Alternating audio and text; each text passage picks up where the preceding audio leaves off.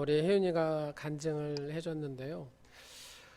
마약 사범한테 막 그렇게 시커먼 눈이 쭉 서가지고 막 이렇게 하는데 아마 겁났을 거예요, 처음에는.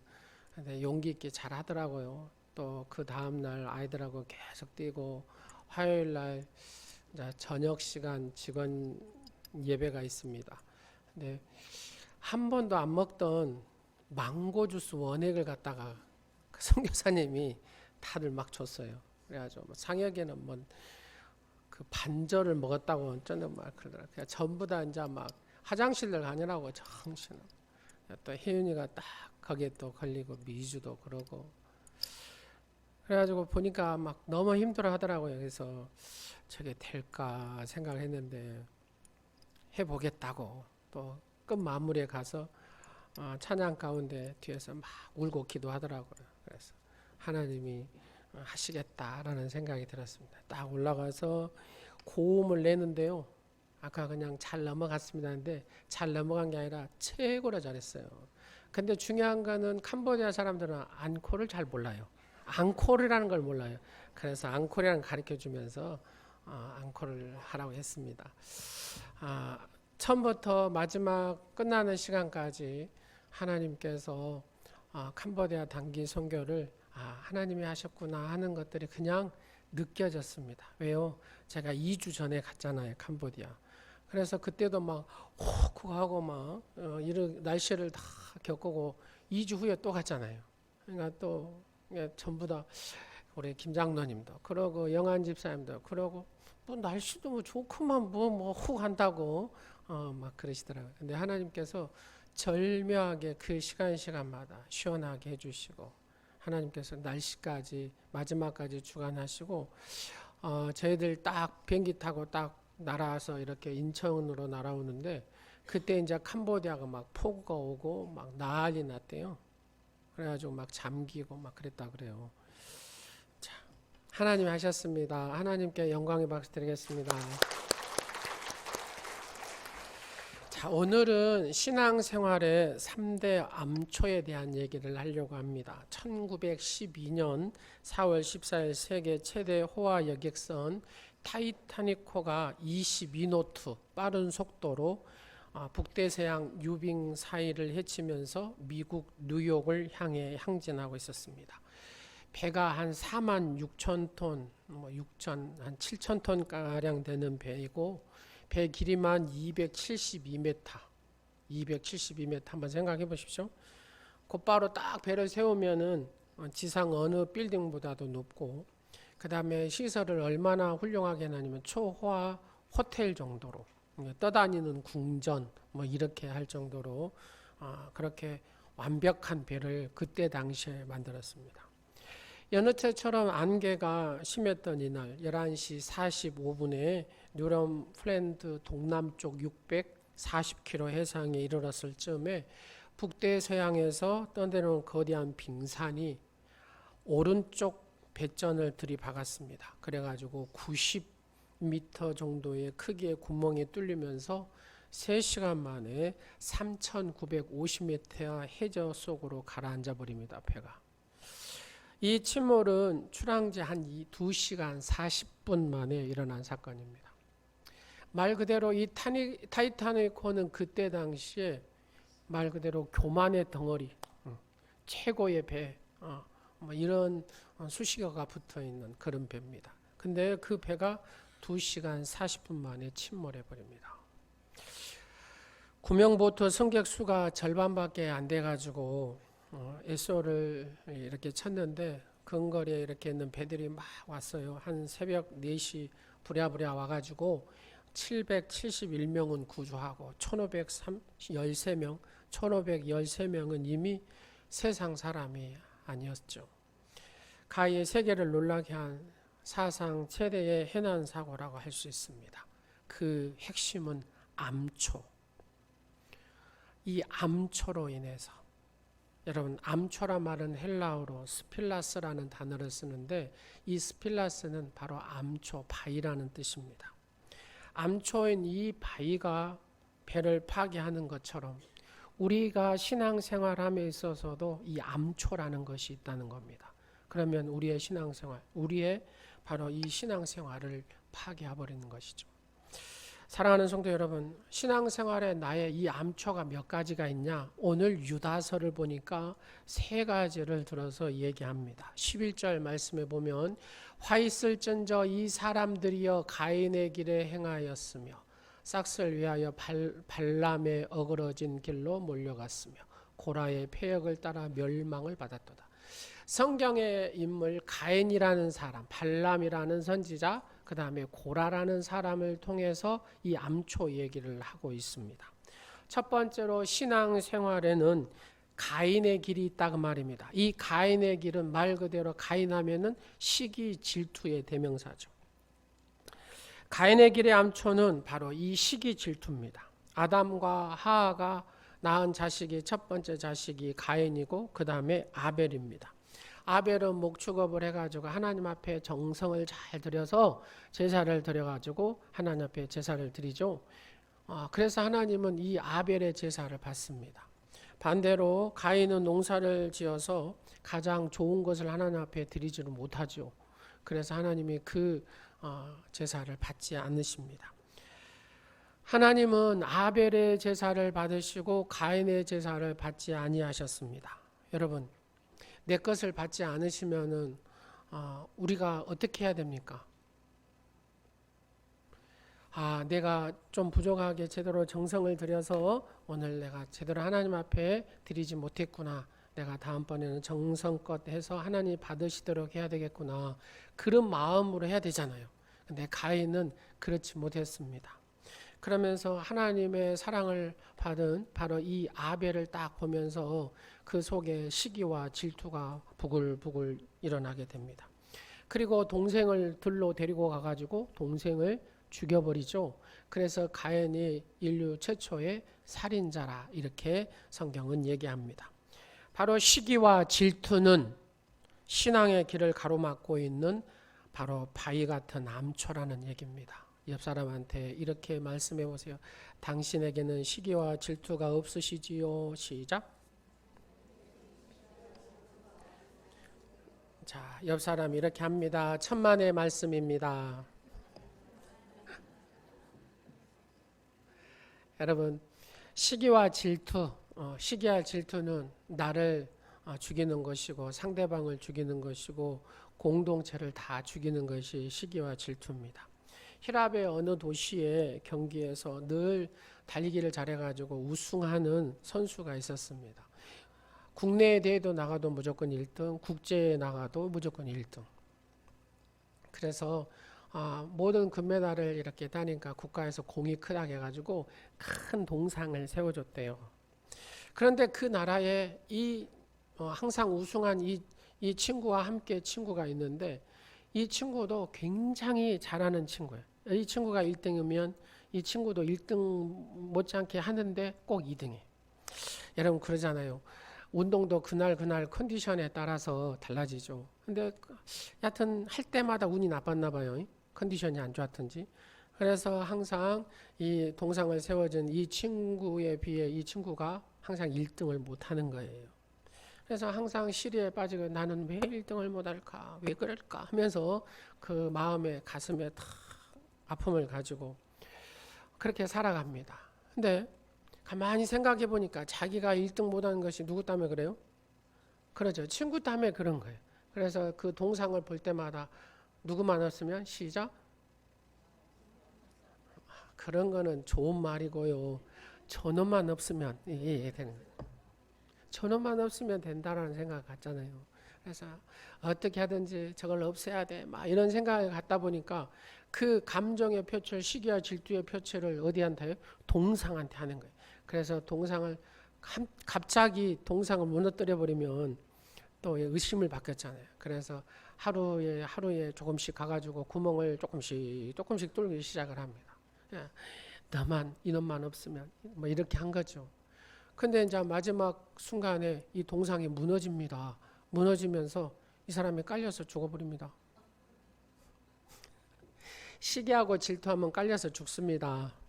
이게 우리 안에 시기할 질투는 파멸로 이끄는 신앙생활의 암초라는 겁니다. 욥기 5장 2절 말씀을 보면은 이런 말씀이 있어요. 한번 같이 보겠습니다. 시작. 분노가 미련한 자를 죽이고 시기가 어리석은 자를 멸하느니라. 아멘. 분노와 시기하지 마십시오. 질투하지 마십시오. 나를 죽이고 멸하는 일이 되는 것입니다. 여러분, 남이 잘 되는 것을 보면은 시기하는 것보다도 저렇게 하면 성공하는구나, 저렇게 하면 잘 달릴 수 있구나, 이것을 가져야 된다는 겁니다. 가인은 하나님께서 아벨의 제물을 받으시고 자기의 제물을 받지 아니할 때에 다음에는 내가 더 잘해서 드려야 되겠다, 이런 생각을 갖지 아니했다, 그 말입니다. 여러분, 내가 더 정말 하나님을 기뻐 받으시는 내가 예배자가 돼야 되겠다 하면서 정말로 완전한 예배를 드리기 위한 최선을 다한다면 하나님께서 복을 주시겠어요? 안 주시겠어요? 주신다, 그 말입니다. 할렐루야. 시기와 질투로 인류의 역사상 최초의 살인자라는 낙인을 가인이 찍히게 되죠.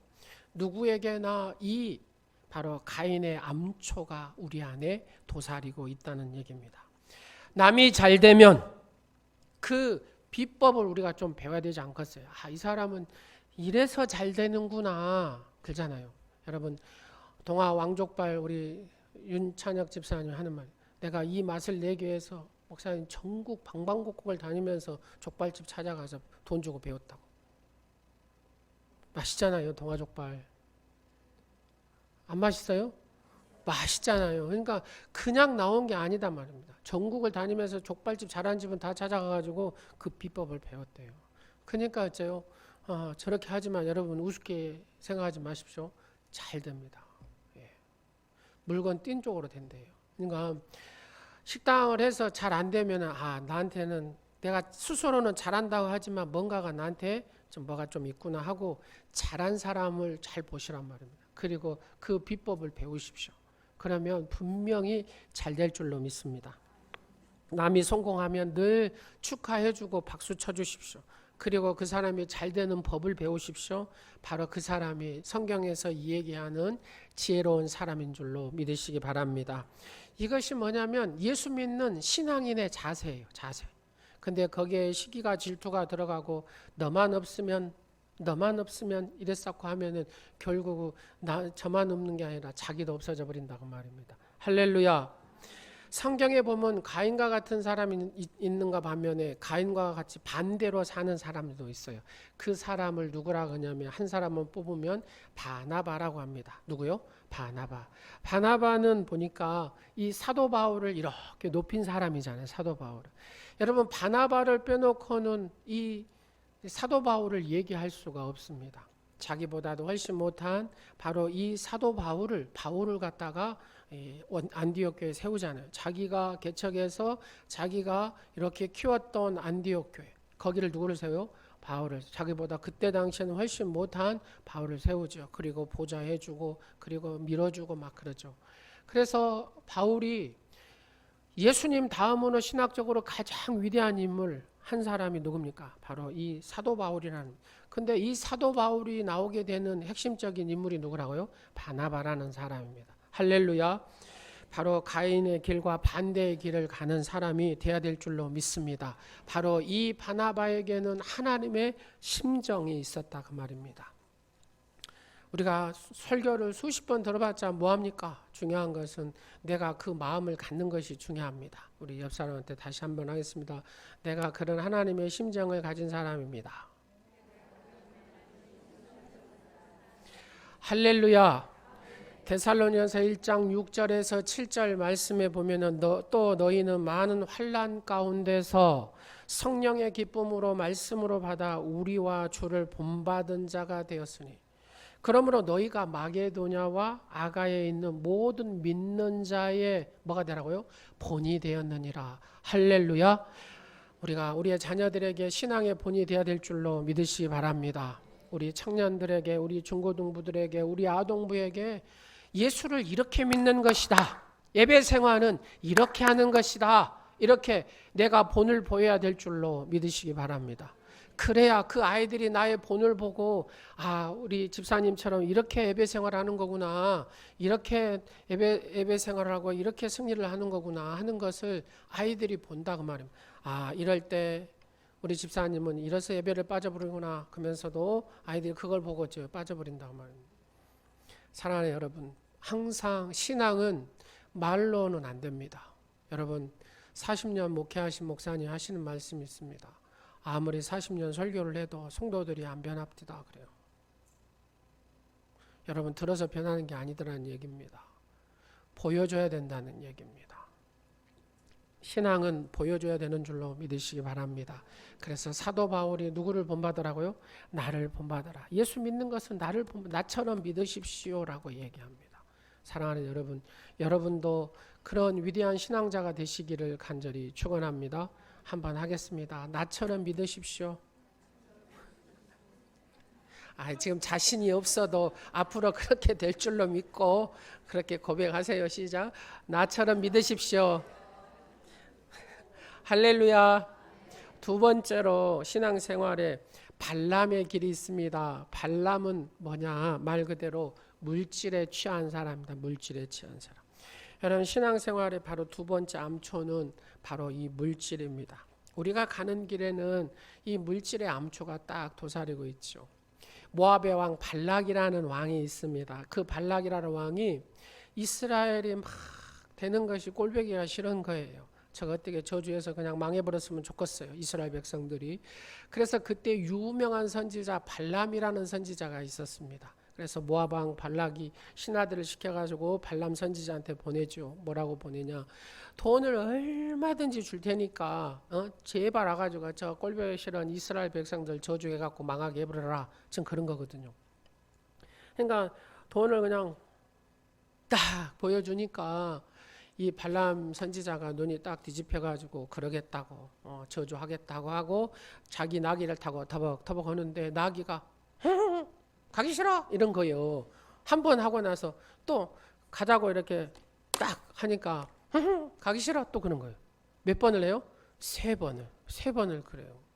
그러니까 막 가기 싫다고 세 번을 다 이래 하니까 막 때릴 거 아니에요. 그러니까 나귀가 말해요. 주인이시여, 내가 언제 평생에 당신 태고 다니면서 내가 거역한 적 있냐고. 누가 얘기하고 있다고요? 당나귀가 지금 얘기하는 겁니다. 내가 언제 거역했냐고. 한 번도 거역한 적이 없는데 다 뜻이 있다고. 당신 앞에 누가 보이냐고. 보이지 않냐고. 하나님의 사자가 칼을 들고 딱 서 있는 거예요. 당신 내가 가면 죽는다 그 말이에요. 왜 하나님께서 기뻐하시지 않는 것을 선지자가 내가 하려고 그러냐. 나귀가 지금 하나님께서 이 나귀의 입을 열어서 하는 겁니다. 내가 언제 당신한테 거역한 적이 있습니까? 왜 나를 때리시냐고. 정신 차리라고.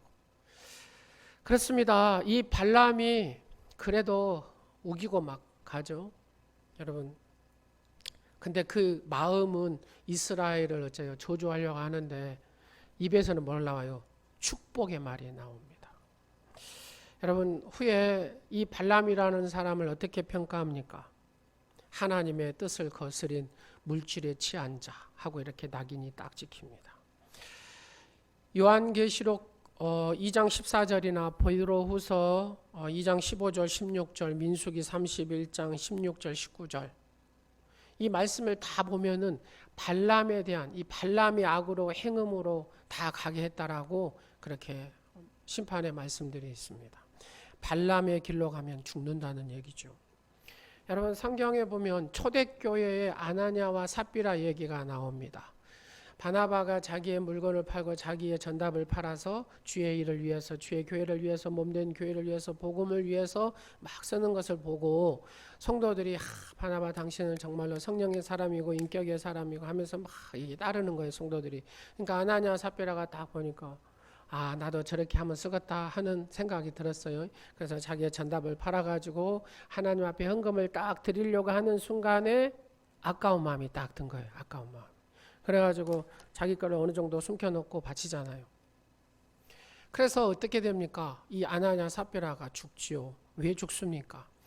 하나님의 교회 첫 시작점에서 거짓으로 시작하면 안 된다는 겁니다. 하나님이 순결함으로 시작해야 된 하나님의 교회가 거짓으로 또 속이는 것으로 하면 안 된다는 겁니다. 그래서 하나님이 이 아나냐 삽비라를 물질에 취한 이를 죽이게 됩니다. 사랑하는 여러분, 그렇습니다. 우리가 물질에 취하면 그 다음에 끝이 어쩝니까? 불을 보듯 뻔하죠. 그 물질에 취한 자는 끝이 안 좋습니다. 베드로와 요한이 성전 미문에 앉아 안진뱅이한테 이렇게 지나가고 있는데 돈을 달라고 구걸을 합니다. 그래서 베드로와 요한이 뭐라 합니까? 은과 금은 내게 없거니와 내게 있는 것으로 내게 준다. 나사렛 예수 그리스도 이름으로 걸으라! 이렇게 할 때에 일어난 줄로 믿으시기 바랍니다. 걸은 줄로 믿으시기 바랍니다. 40년간 구걸한 인생이 예수님 딱 만나고 걷게 되더란 얘기입니다. 근데 요즘 현대 교회는 좀 바뀌었답니다. 이 말씀이 사도행전 3장 6절 말씀이 예수 이름은 내게 없거니와 내게 있는 것으로 내게 주노니 곧 은과 금으로 이름으로 일어나 걸으라. 그렇습니다. 물질 시대, 물질에 취한 시대, 신앙의 암초에 딱 걸려서 교회 성도들이 기도를 하지 않습니다. 어떻게 하든지 자기의 생각대로 살아보려고 합니다. 하나님을 의지하지 않습니다. 그리고 자기가 모아놓은 물질로 어떻게 해결해 보려고 합니다. 사랑하는 여러분, 여러분에게는 예수님이 있습니까? 은과 금이 있습니까? 여러분 안에 우리 온누리 성도들만큼이라도 오늘 말씀을 듣는 여러분이만큼이라도 예수님으로 충만하시기를 간절히 축원합니다. 미국에 노 부부가 있었습니다. 그들의 평생에 모아놓은 돈이 한 80억. 그러니까 75세 리차드 브라운하고 헬렌 여사인데 76세. 이제 나이가 들어서 관절염에 걸리고 부인되는 헬렌 여사는 알츠하이머병에 걸렸습니다. 근데 이분들이 뭐를 하냐면요. 평생에 이제 벌어놓은 돈이 한 80억 정도 되는데 우리나라 돈으로. 근데 유서를 씁니다. 무슨 유서를 쓰냐면은 우리가 죽을 때까지 이 돈 가지고 평생 치료를 받고 뭐 마지막 이렇게 생을 보낼 수도 있는데 그러고 싶지 않다는 겁니다. 내 생에 이렇게 벌었으니까 정말로 세계적 어려움을 겪고 있는 어린아들한테 돕고 싶다는 겁니다. 그리고 청년들을 돕고 싶다는 겁니다. 그 80억을 세계 어린이들하고 청년들에게 이렇게 지원하라고 기부를 했다고 합니다. 그러면서 이렇게 얘기하고 마지막 유서를 마칩니다. 그들도 자라서 누군가를 돕는 자가 되었으면 좋겠습니다. 얼마나 멋있습니까? 여러분도 그러시기를 간절히 원합니다. 하나님을 위하여 물질을 벌고 하나님을 위하여 쓰시는 우리 오늘의 성도들이 되시기를 간절히 축원합니다. 이번 단기 선교 여러분이 후원하시는 모습들을 보면서 저는 그 비전을 제 가슴에 다시 갖게 됐습니다. 우리 교회 성도들은 저력이 있구나. 그냥 막 강제로 제가 하라는 소리도 않고 이렇게 아이들 티셔츠 사줘야 되니까 좀 해주세요 했더니 넘치도록 여러분이 하셨습니다. 그것은 하나님의 나라가 여러분의 마음 속에 있고 하나님을 향한 마음의 그 심정이 여러분한테 있다는 겁니다. 아마 이 노 부부처럼 멋있게 여러분의 인생을 마무리할 줄로 여러분이 스스로 믿으시기 바랍니다. 돈은 좋아요, 안 좋아요? 돈은 좋은 것입니다. 돈은 꼭 필요한 것입니다. 그래서 이런 책도 있습니다. 솔직히 나는 돈이 좋다.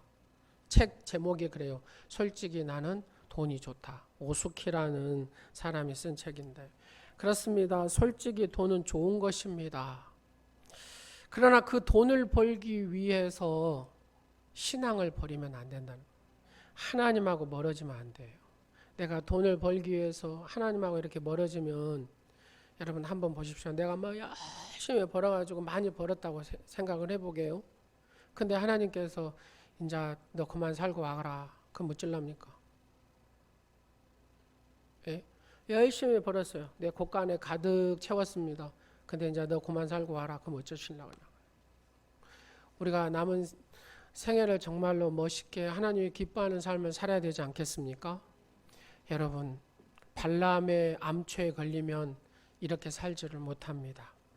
미국의 유명한 큰 갑부 두 사람의 얘기를 제가 말씀을 드리도록 하겠습니다. 한 사람은 하워드 휴즈라는 사람이고 한 사람은 조지 이스트만이라는 사람입니다. 하워드 휴즈라는 사람은 그의 인생의 목표가 돈 버는 겁니다. 어떻게 하든지 돈을 벌어야 되겠다. 악착스럽게 벌었답니다. 그래서 미국에서 이름난 부자 하면은 바로 하워드 휴즈라는 사람. 그가 1977년에 이제 마지막 생을 보내거든요. 그가 남긴 돈이 한 2조, 그때 당시 2조가 넘는다니까요. 어마어마한 돈이죠. 라스베가스에서 호텔을 하고 유흥업을 하고 비행기 회사도 하고 영화사, 방송국, 하여튼 50여 개의 업체를 경영을 했습니다. 그렇게 돈이 많으면, 남자가 돈이 많으면 누가 따라요? 여자가 따라요. 그래서 영화배우 에바 가드너도 그와 함께 살았고 헐리우드 여배우들이 질비하게 따랐습니다. 돈과 여자, 명예 언이 없이 소유했던 사람 휴즈. 그러나 그가 마지막 죽기 10년 과정을 보면 그가 폐결핵을 앓습니다. 그래가지고 여러분 유리로 차단된 그 벽 속에서 이 사람이 삽니다. 몇 년 동안요? 10년 동안. 여러분 살아가면 사시겠습니까? 나는 못 살겠어요. 유리벽 속에 들어가 살아가면. 그래가지고 또 어떤 병이 생겼냐면요. 누가 자기의 재산을 가져가 버린 거예요. 그런 생각을 갖는 거예요. 누가 자기에게 음식을 이렇게 독 타가지고 먹인다. 이런 피해 망상증에 걸려가지고 여러분 이 피해 망상증에 걸리면 음식 먹겠어요? 안 먹겠어요? 안 먹지요. 그래가지고 오징어 말라듯이 삐쩍 말라본 거예요. 그래가지고 이제 최한계가 오니까 병원을 자기 자가용 비행기 타고 가다가 비행기에서 죽었답니다. 근데 이 사람의 마지막 말이 중요해요. Nothing, nothing, nothing 하고 죽었대요. 세상 살아보니까 이게 뭐예요? 아무것도 아니다. 이 돈은 아무것도 아니다 그 말입니다. 코다칼라를 만든 조지 이스트만은 한 빈민촌에서 태어났습니다. 그 아버지가 일찍 돌아가시고 홀어머니 밑에서 자랐습니다. 너무 가난해서 그날 여하튼 벌어야 먹고 살았습니다. 그러자 조지의 어머니는 늘 아들을 위하여 늘 축복 기도를 했대요. 잠자기 전에 아들을 손을 탁 잡고 하나님 지금 비록 우리가 가난하지만 조지가 훌륭하게 자라서 이 나라를 위해서 큰 일꾼이 될 줄로 믿습니다. 하나님 사용하여 주시옵소서. 이렇게 아주 정성하게 기도하고 가면 그 엄마가 얼마나 노동일을 했던지 이 손이 그냥 시멘트 바닥처럼 그렇게 굳어졌대요. 엄마의 그 눈물 어린 축복 기도를 딱 받고 이스트만이 딱 엄마가 방에서 나가면은 이스트만이 무릎 꿇고 이렇게 기도했대요. 하나님 내 어머니의 기도가 헛되지 않게 하여 주옵소서. 돈을 많이 벌어서 하나님 선교 사역을 크게 사용할 수 있도록 하나님 나를 쓰시옵소서. 이런 기도를 했다는 겁니다.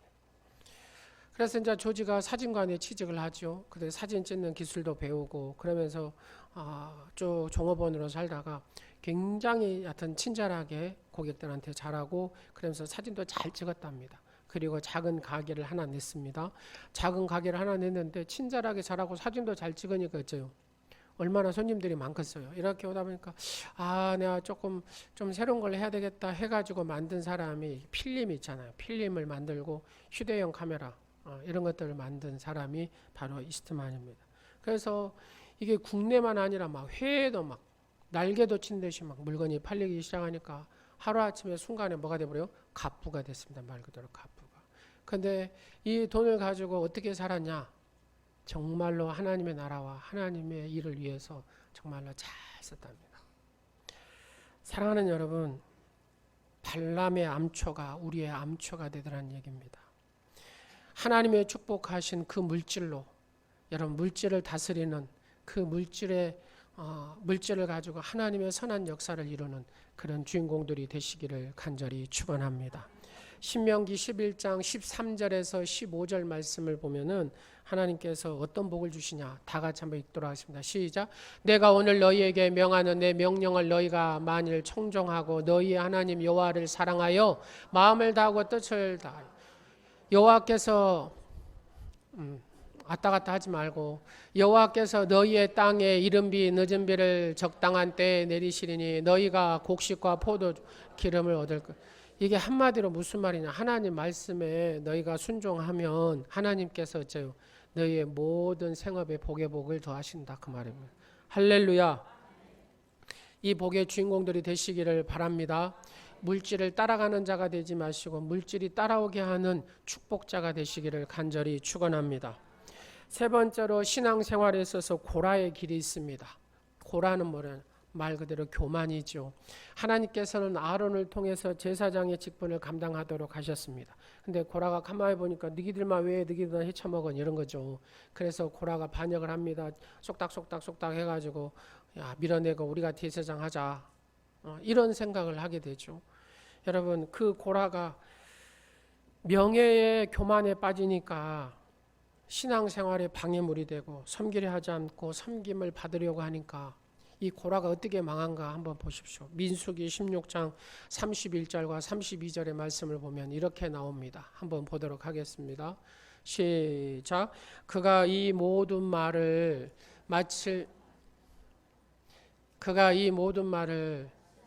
마치자마자 그들이 섰던 땅바닥이 갈라지니라. 그 다음에 땅이 그 입을 열어 그들과 그들의 집과 고라에게 속한 모든 사람과 그들의 재물을 삼키매. 그 다음에 민수기 16장 49절 시작. 고라의 일로 죽은 자 외에 연병에 죽은 자가 14,700명. 여러분 고라가 이런 교만을 떠니까 하나님께서 땅을 갈라서 지금의 지진이죠. 땅을 갈라서 그 집안 모두를 갖다가 다 삼켜버렸다는 겁니다. 그리고 연병에 와가지고 어째요? 여기에 보니까 같이 동조했던 사람들이죠. 14,700명이 다 죽었다 그 말입니다. 교만이 지나치게 좋아하는 암초가 됩니다. 이것이 고라의 암초입니다.